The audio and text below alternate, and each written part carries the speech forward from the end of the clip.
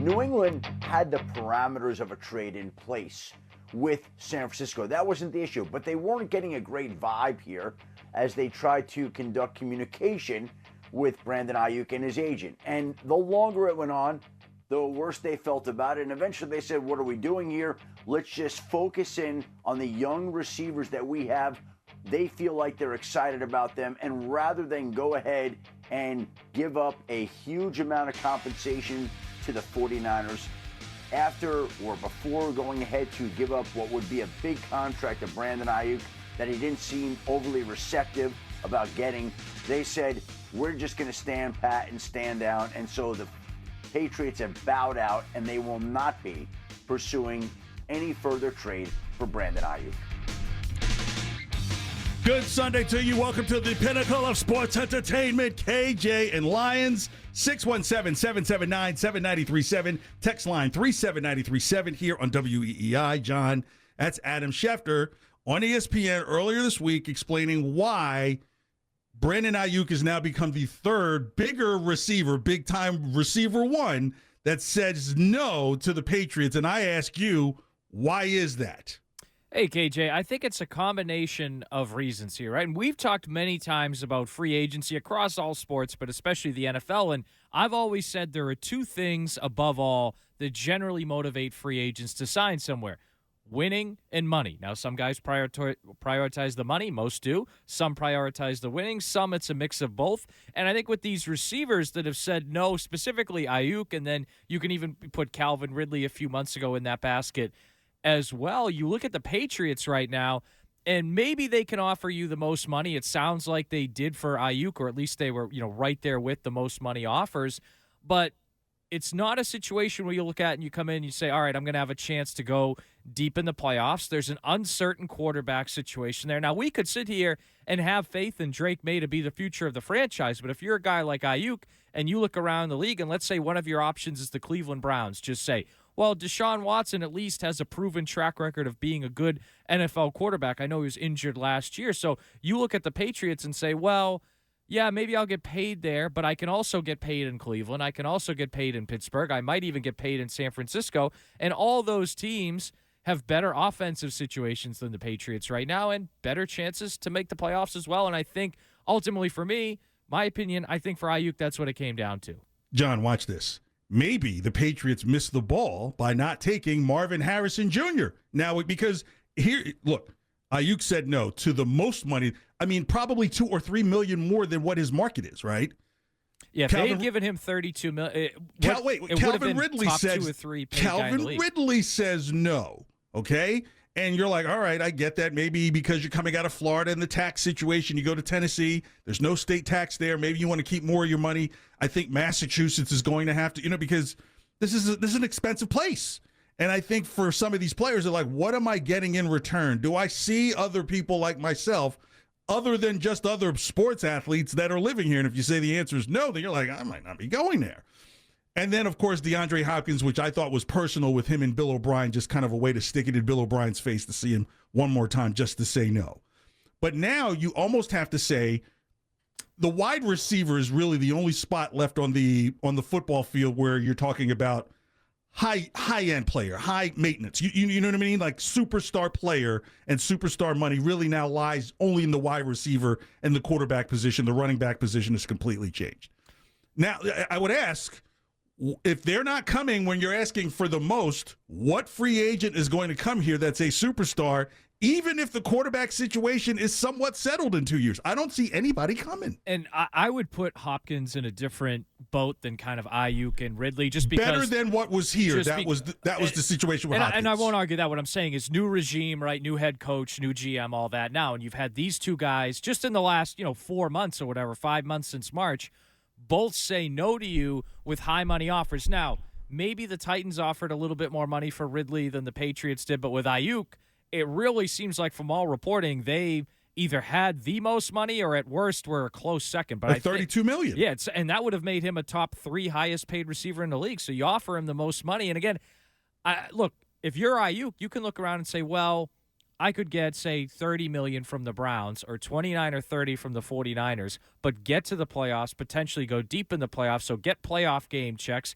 get more endorsements, have better stats. So if you're like, I get it. Like, I wanted Aiyuk here. I was hoping he'd come. I think he would have walked on the field and been the best player they had on offense. But what was my text to you? But I understand what did why. What did I text you when the news first broke? What did I text you? You know, not exactly, just paraphrase. What did I say? You said that I don't remember exactly. It was like he would have been the best guy. I don't remember exactly. I did not say that. I said, you know how this is going to play out. Most likely there's a third team involved, and that the Patriots are not going to get him. Cleveland has probably a better chance. Yeah, and again, I said from the beginning, I agree with you. I think Cleveland. You don't pay attention to my text? Had a better chance. Well, it's been a long week, KJ. But I thought they had a better chance to land him. And also another piece of this, too. Like I mentioned, winning in money was the thing that draws a lot of free agents, okay? So not only are the Patriots, KJ, are they not winning now, even their connection to the years of winning is gone, right? Because even last offseason and the offseason before, you still had Bill Belichick, you still had Matt Slater, even a couple of years ago, you still had Devin McCourty. A few years ago, you still had Josh McDaniels. Like all these guys that have won multiple Super Bowls, now you look around, okay, Gerard Mayo won a Super Bowl here, but it was as a player 10 years ago, so he hasn't won one as a coach. Elliott Wolf hasn't been a Super Bowl GM here. And you look at on the roster. You think it's that deep with free agent players? And you correct me if I'm wrong on this. I think there's only two guys on the entire Patriots roster that have won multiple Super Bowls, and Jonathan Jones and David Andrews. So not only like last year at this time, if Aiyuk was a free agent, he might have been able to look at it and say, well, they still have Belichick. You know, he's won a bunch of Super Bowls. Maybe he can turn things around there. Like now, even that side hope, if you will, apart from the money, even that piece of it's gone. So for the Patriots to get a marquee free agent, especially on offense, really what needs to happen is they either need to blow the guy out of the water with money, or Drake May, over the course of this year and into next year, has to evolve into one of the best young quarterbacks in the league and look like a franchise guy. And, of course, I mean, I hope that will happen, but that's far from certain that's going to happen. And if he does, then maybe next offseason they can attract guys. But right now, I mean, no surprise at all to me that a guy like Brandon Aiyuk looked around the league and found or is able to find better situations. KJ and Lyons, WEEI, 617-779-7937. We'll be talking to Tommy Freeze Pops Carroll here in about 15 minutes. He's down at Patriots camp getting ready for Gerard Mayo's presser this morning around 10. Plus, we've also got the Lions Den and a feature that might get us all beat up called Just a Jag. That's still to come here. So, John, what if I said to you that potentially that maybe players just don't want to come and play in New England and live here? What if I told you that some players are kind of like, why would I go live there when the climate of NIL and college football is giving these players money? I'm not drafted by that team, so it's not like they own my rights for X amount of years. And look, I say that Drake May is the right pick. You don't have a quarterback. You don't know what you'll pay for a bad quarterback, and so you might as well get one that you can control. That's going to be the more important position long term. But if you're talking about getting star receivers to come here, you would almost ask them, because they all tend to be kind of, they have alpha personalities kind of. And this is not an alpha personality kind of place. So I just wonder if they feel like, okay, players would have come before. And keep in mind, Randy Moss is really the only Hall of Fame receiver that's come to play in New England over the last 20 years. So, and that was the situation like, please get me out of Oakland. I'm about to get banished from football for the most part. It feels like he was getting blackballed. So nobody's come here that's a flash type receiver that's going to be, Ocho Cinco, but he was on his last right? Yeah. But you know, but even more so now, these players make money in college. They have deals before they come to the NFL. Maybe these players, watch this, are thinking about quality of their complete life than just the money. Because you're right. I think that statement of, hey, 10 years ago, if you said guys are either going to take the money they can get or try and win a championship. Now it's kind of like, yeah, okay, that's great. You're giving me all the money, but what is my life going to look like outside of the field? And if I don't feel like it's going to match my persona, I'm not going to move me and my family there. Yeah, and it's almost like that NBA debate people have, like the markets, because like everyone will always go to Miami, they'll always go to LA, but a place like Foxborough, and I would put, by the way, Buffalo, Cleveland, Seattle, even some of these colder weather cities, or maybe there's a little more weather. I would even say like, Seattle would take that off the board, because these guys are in the mindset of like, okay, Technology is here. I might be able to put together some type of incubator. So I might go to Seattle because I might be able to invest in tech. Okay. Right. So that's fine. Right. But a lot of these, and then if you want to throw, Detroit, Cincinnati, some of these cities in there, like that's a really good argument there with Detroit. Colder weather cities that maybe have some weather. Like, yes, you can offer the most money, but I think it's more important for those cities that the team is also good, right? Like, because guys might always want to go down and play for the Dallas Cowboys. Even though, look, you and I know Dallas hasn't won a Super Bowl in 30 years, but they can always attract talent because it's Texas, it's the Cowboys, it's no Dallas, state right? tax. It's all that stuff, right? Exactly. Like, they can always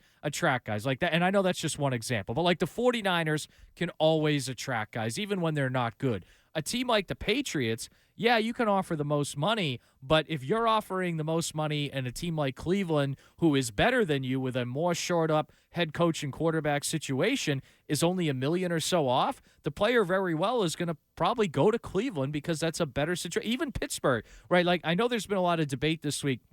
Is Pittsburgh QB situation actually better than New England's? What is Russell Wilson? What is Justin Fields? Even if you want to, yes. and look, I think Russell Wilson's all done, but at least he's got a proven track record of being an NFL quarterback, unlike Drake May and even Brissett, who's really not played full season. He's been in the league 8 years, but he hasn't been a starter for full seasons in places, right? But even if you want to tell me the quarterback situations are kind of equal, but in different ways, everything else about Pittsburgh is above New England. They had a better record last year, better head coach, right? Better roster around them. I mean, they almost, and I know the Patriots beat them last December, but Pittsburgh almost made the playoffs with Kenny Pickett and Mitch Trubisky playing QB last year. Like, they did make the playoffs. Excuse me. But so like that's a better situation than what you, and I'm not saying the Patriots situation can't turn around quickly and can't become better than Pittsburgh, but just if Brandon Aiyuk's looking at it in August of 2024, like, Pittsburgh's a better situation for him. And they have a track record of developing star wide receivers and getting those wide receivers the ball and turning those guys, not just stars, but into superstars as well. You ever hear the term, you hear people say sometimes, can you explain it to me in NBA terms if you're talking about another sport? I'm going to use NBA terms. Like, the Patriots are slowly becoming the Utah Jazz. If you remember a few years ago, remember in the All-Star game where they had to pick guys, I think like LeBron and like KD were the guys picking guys, and the last person that got picked was Rudy Gobert. And they were like, nobody pays attention to Utah. I think that's starting to happen to the Patriots, especially in the division where you've got Miami and Tyreek Hill. And I'm not saying that they're just going to blow everybody away. You've got Aaron Rodgers and the New York Jets, and then you still have this ongoing story of, can Buffalo finally become the Buffalo that the national media believes? I'm thinking like, no, Buffalo's kind of a dog that may be halfway out of the woods, but people still believe that Buffalo has something.